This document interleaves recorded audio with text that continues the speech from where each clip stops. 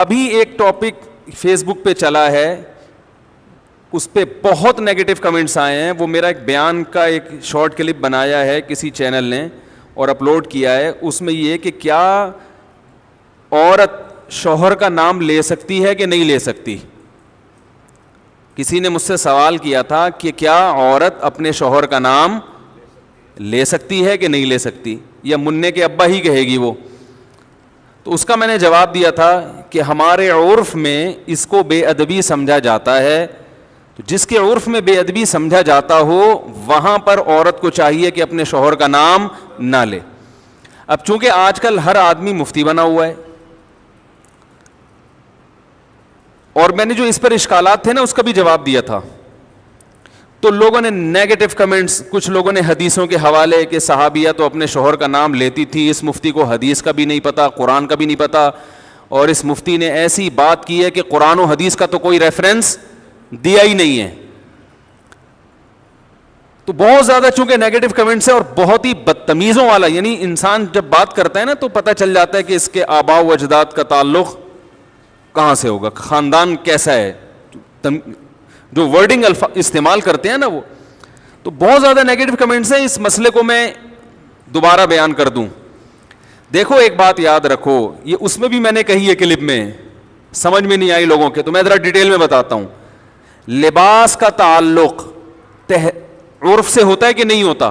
کچھ چیزیں ایسی ہیں جن کا تعلق براہ راست قرآن و حدیث سے نہیں ہے, بلکہ ان کا تعلق ہمارے کلچر سے ہے. مثال کے طور پر آپ سے اگر کوئی یہ کہتا ہے, کسی مفتی سے کوئی آ کے پوچھے کہ کیا میں قمیض اتار کے نماز پڑھ سکتا ہوں, تو مفتی اگر عقل مند ہوگا وہ کہے گا کہ قمیض اتار کر نماز نہ پڑھیں, یہ بے ادبی ہے. کہے گا کہ نہیں کہے گا؟ اب آپ کہیں کہ حدیث کا حوالہ, تو بھائی حدیث کا حوالہ اگر دے گا نا, حدیث اس کے اپوزٹ ہے. صحیح ہے, بخاری کی حدیث ہے, جابر بن عبداللہ رضی اللہ تعالیٰ عنہ بغیر قمیض کے نماز پڑھ رہے تھے. کسی نے پوچھا اس طرح نماز ہو جاتی ہے, آپ کیوں پڑھ رہے ہیں ایسے؟ فرمایا میں اس لیے ایسے پڑھ رہا ہوں تاکہ تیرے جیسا احمق مجھے دیکھ کر سوال کرے کہ ایسا کیوں کر رہا ہوں. صحیح ہے نا, تیرے جیسا احمق مجھ سے سوال کرے. پھر کہا کہ نبی صلی اللہ علیہ وسلم کے دور میں ہمیں 2 جوڑے میسر نہیں ہوتے تھے, تو ازار ہے تو قمیض نہیں, بسا اوقات ایسے ہی پڑھتے تھے. اب بخاری کی حدیث سے تو پتہ چل رہا ہے کہ قمیض اتار کے نماز پڑھنا کیا ہے. جابر بن عبداللہ باقاعدہ یہ عمل کر کے دکھا رہے ہیں کہ, اور تاکہ جو اعتراض کرے اس پہ حماقت کا بھی فتویٰ لگا رہے ہیں. اب آپ یہ حدیث کا حوالہ دے کے لوگوں کو قمیضیں اتروا دیں, یہ عقل مندی کا کام ہوگا؟ بولو نا بھائی, یہ پاگل ہونے کی علامت ہوگی. یہ اس کی علامت ہے آپ نے بخاری طوطے کی طرح رٹی ہوئی ہے, آپ کے اندر سینس نہیں ہے, نہ آپ نے فقہ پڑھا نہ اصول فقہ پڑھا جو قرآن و حدیث کو سمجھنے کے لیے وضع کیا گیا ہے.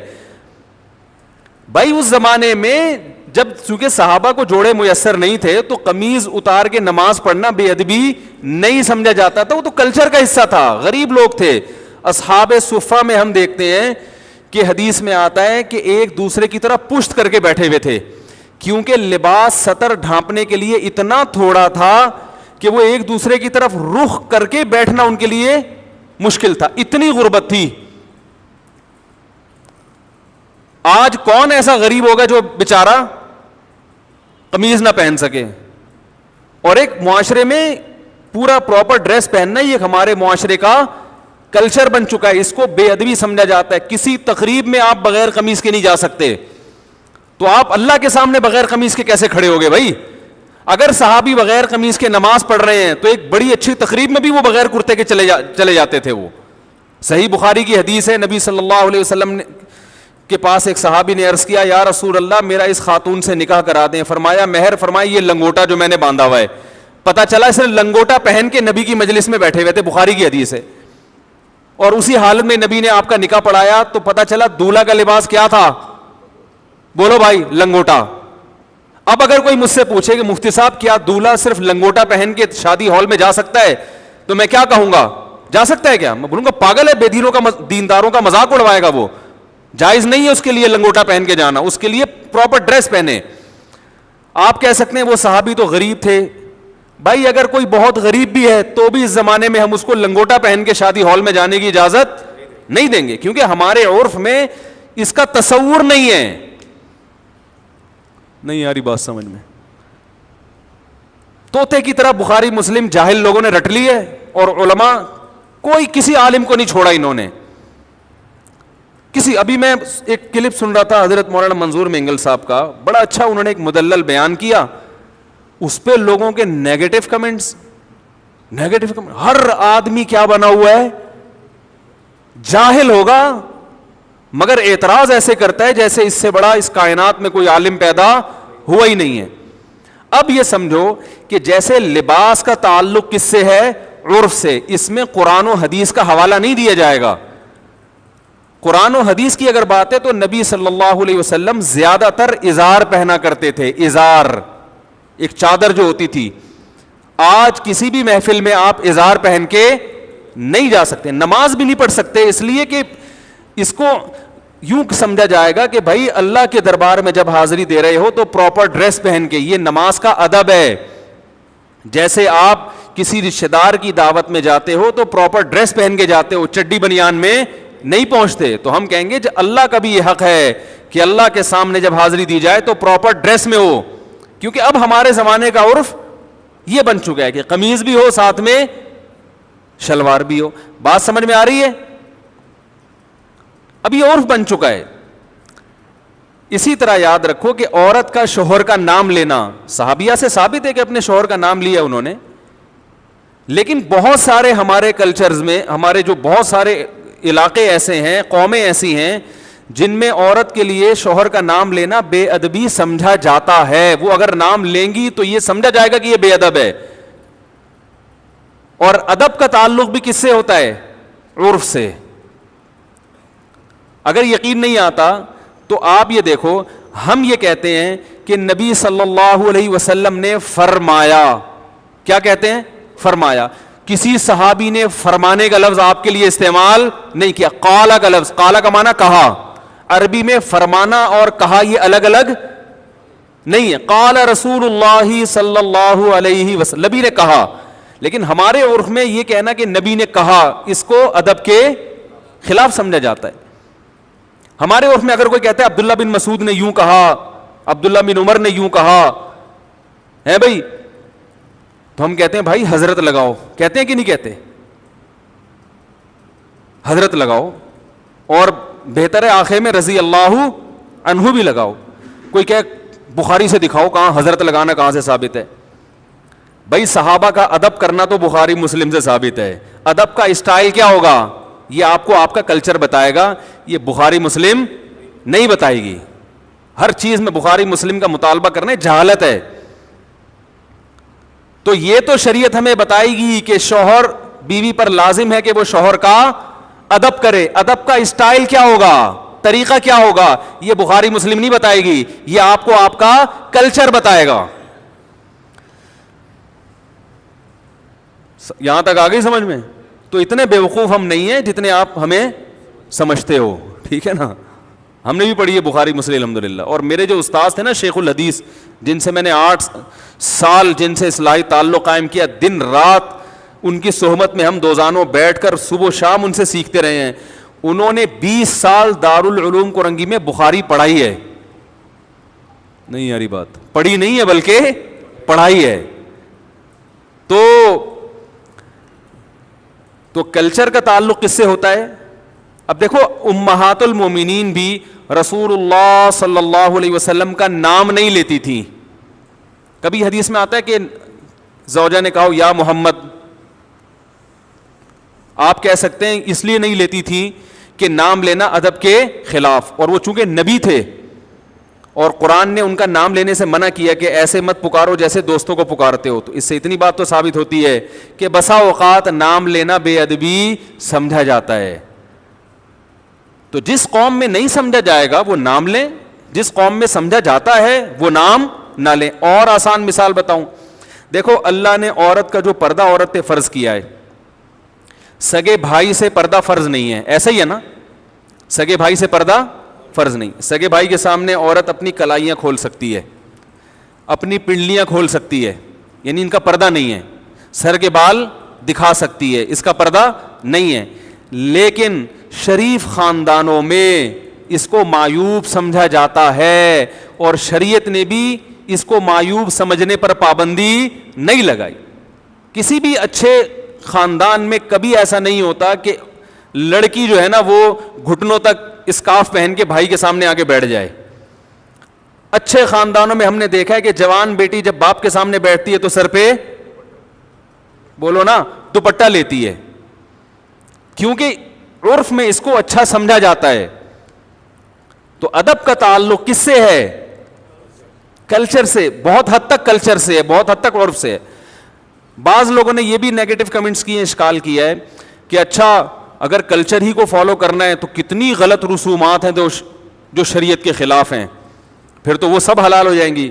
تو بھائی شریعت کے خلاف ہونا الگ بات ہے, اگر شریعت نے اس کو غلط قرار دیا ہے تو پھر ہم اس کو غلط کہیں گے, یا اس کے نتائج غلط نکل رہے ہیں تو بھی غلط کہیں گے. عورت اپنے شوہر کا نام لے یا نہ لے, شریعت نے اس میں دونوں چیزیں رکھی ہوئی ہیں, بھائی لے بھی سکتی ہے اور نہیں بھی لے سکتی. شریعت نے یہ کہا بھائی ادب کرو, کسی قوم میں ادب کے خلاف سمجھا جا رہا ہے تو وہ نام نہ لے, ادب کے خلاف نہیں سمجھا جا رہا تو وہ نام لے, کیونکہ اس میں برا نہیں سمجھا جائے گا اس کو. ہم اس کو اس لیے پروموٹ کرتے ہیں اس کلچر کو, نام لینے والے کو, کہ شریعت میں شوہر کا بہت احترام ہے جو آج کل ختم. تو ہم کہتے ہیں کچھ تھوڑے بہت تمیز آداب باقی رہ گئے, اس کو تو باقی رہنے دو, اس کی وجہ سے تھوڑا سا شوہر کا احترام رہے گا. یعنی جو نتائج اس پہ جو مرتب ہو رہے ہیں وہ اچھے مرتب ہو رہے ہیں, وہ برے مرتب نہیں ہو رہے, وہ ایسے نتائج مرتب ہو رہے ہیں جو شریعت چاہتی ہے. جیسے شریعت نے ابا کے سامنے بیٹی کو دوپٹہ لینے کا حکم نہیں دیا مگر پابندی بھی نہیں لگائی. تو جب دونوں راستے ہیں تو ہم کہیں گے شریعت کے مزاج سے زیادہ قریب کیا ہے, دوپٹہ لینا یا نہ لینا؟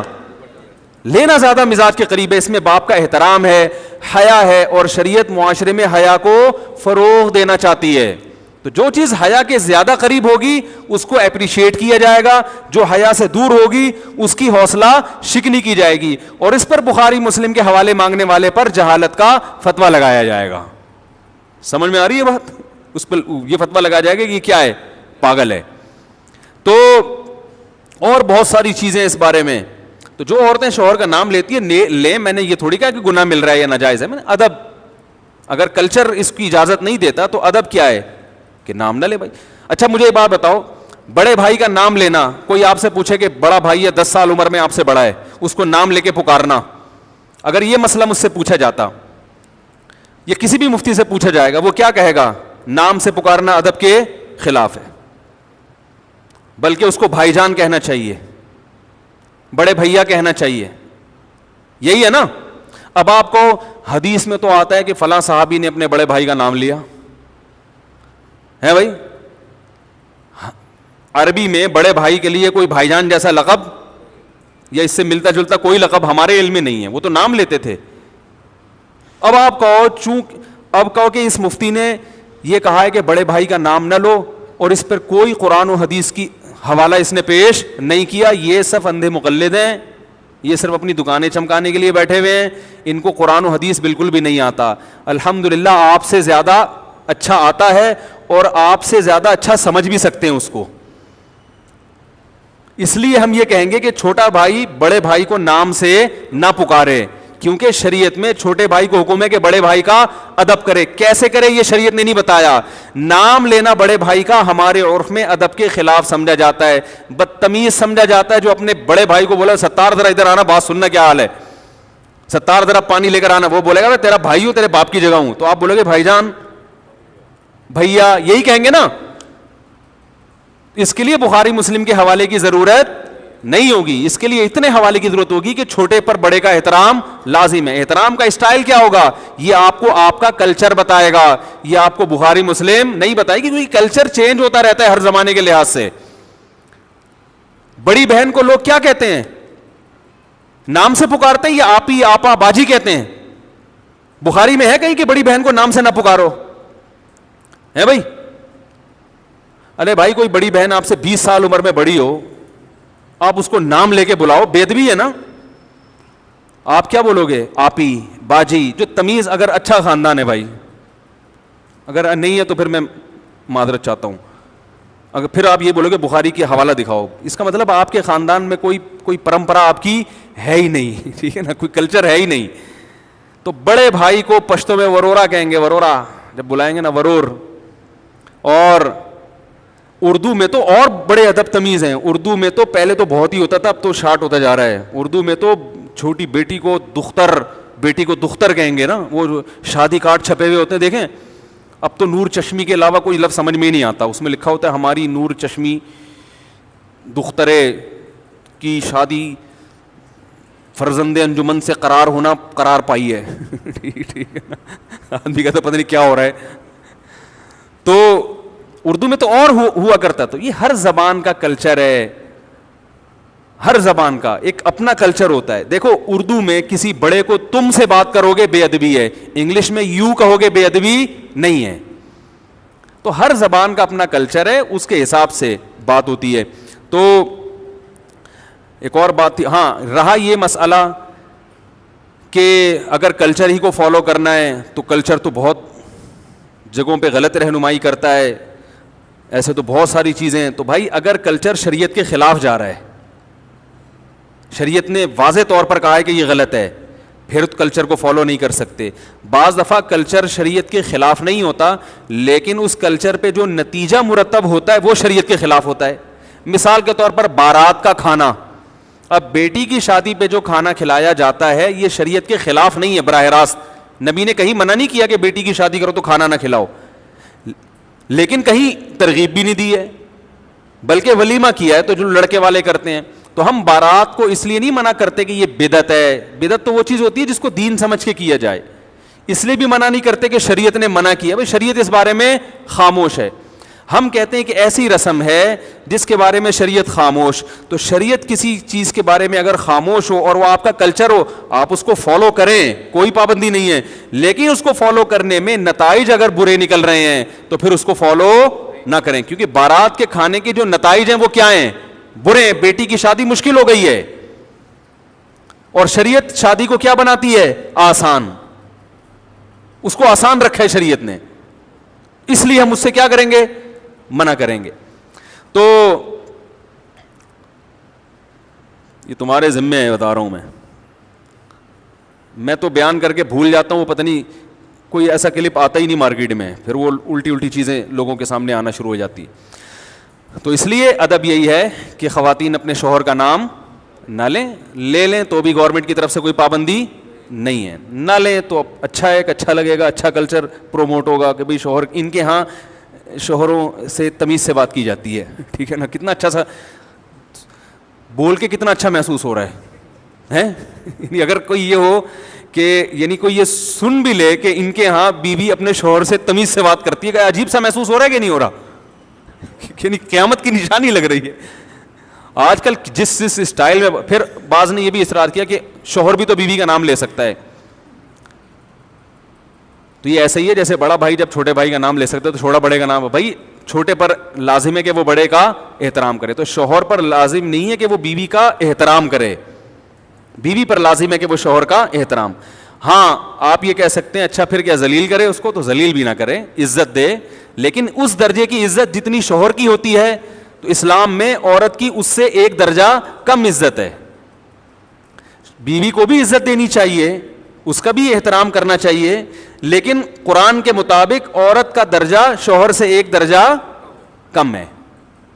اس میں کیا حکمتیں ہیں یہ اللہ بہتر جانتا ہے, لیکن اللہ نے بنا دیا یہ سسٹم. یہ نہیں کہ آپ توہین کرنا شروع کر دیں. میں بار بار بیان میں کہتا ہوں, ہم نے اپنے بزرگوں کو, اپنے علماء کو دیکھا ہے کہ اپنے گھر کی زوجہ کا بہت احترام سے نام لیا کرتے تھے, کوئی حاکمانہ لب و لہجہ اختیار نہیں کرتے, اور یہ اسلام نہیں سکھایا ہے. کئی دفعہ میں نے بیان میں بتایا, ہمارے شیخ مفتی رشید احمد صاحب رحمہ اللہ تعالی جب گھر والوں سے کہتے تھے نا اپنی زوجہ سے کھانا لگا دو, تو یہ نہیں کہتے تھے کھانا لگا دو, کھانا لگوا دو, حالانکہ لگانا انہوں نے ہی ہے, لیکن کہتے تھے ایسا لب و لہجہ جیسے جس سے یہ جھلکے کہ یہ نوکرانی ہے. یہ لب و لہجہ شریعت میں پسندیدہ نہیں ہے, کیونکہ وہ بیوی آپ کے پیرالل ہے, وہ آپ کی نوکرانی نہیں ہے. اس سے بوٹ پالش کروانا یہ برا کام ہے, بہت سخت. ہم نے اپنے اکابر کو دیکھا اس کے خلاف تھے. تو انہوں نے جتنا احترام کیا ہے نا اپنی زوجات کا, وہ عام پبلک تصور بھی نہیں کر سکتی. لیکن جب وہ کر رہے ہیں تو عورت پر لازم ہے کہ اس کو 2 سے ضرب دے کر اس سے زیادہ احترام کس کا کرے؟ شوہر کا کرے، مگر عورت اس سے ڈبل احترام کرے شوہر کا. یہ اسلام کی تعلیمات ہیں. Thanks for watching.